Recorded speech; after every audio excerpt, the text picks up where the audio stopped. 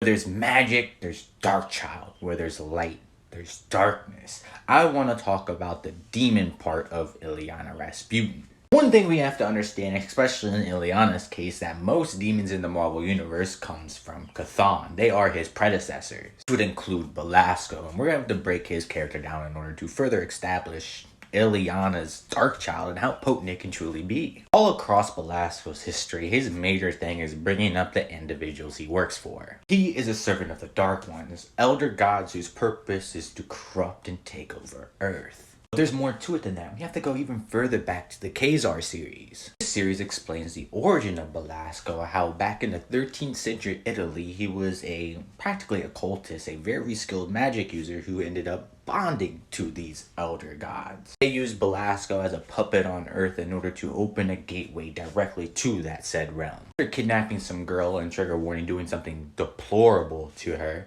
he ends up birthing his very own demonic race. After Khazar and a bunch of other mystical heroes ends up stopping Belasco, that is how he ends up getting banished into Limbo, tying into Illyana. What are these elder gods he keeps referencing? Well, there's not a specific common issue that tells us this verbatim, but it does tell us in encyclopedias like Marvel Zombies. Those elder gods he refers to is actually whatever the hell this name is, the master of the Angari. The Angari is a direct lineage from Chthon himself. Go from Chthon, the Angari, Belasco. With that foundation, we can now go into magic and how she ended up becoming the Darkchylde. Belasco corrupted her very soul, her very being, with the same magics he is blessed with. Not only aged Illyana up a good bit, just drove her to a point of wanting to improve, creating her soul sword. But one caveat to this is that the soul sword also absorbs magic. And the more and more Illyana fought Belasco, the more and more she became him.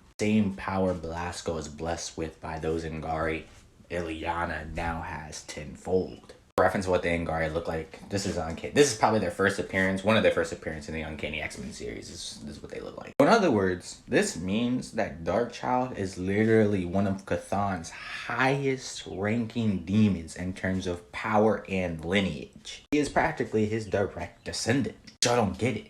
Add on the X gene, she literally changed the cosmological rules of Limbo itself, a realm made by Chthon. Despite many times of Illyana abandoning its realm, not being its queen, she is still Limbo itself. Unlike other hell lords, if you end up beating that said individual, or if they're absent and you take control of the realm, you become that hell lord.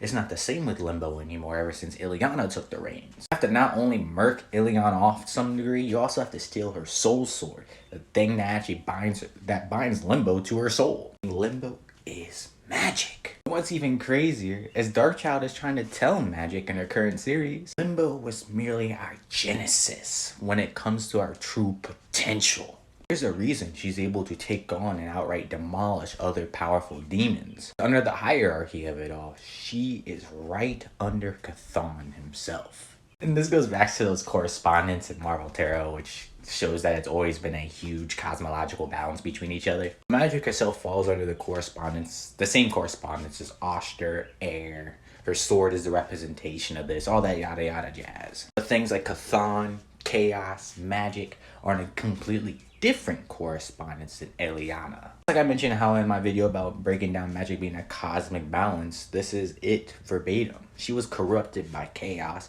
in order to tip the scales off air and Oster, but regained control through the sword, the soul sword, which bounds Limbo to her. Oh no, magic is one of the strongest demons Marvel has to offer. You have to give her respect. She deserves it for real.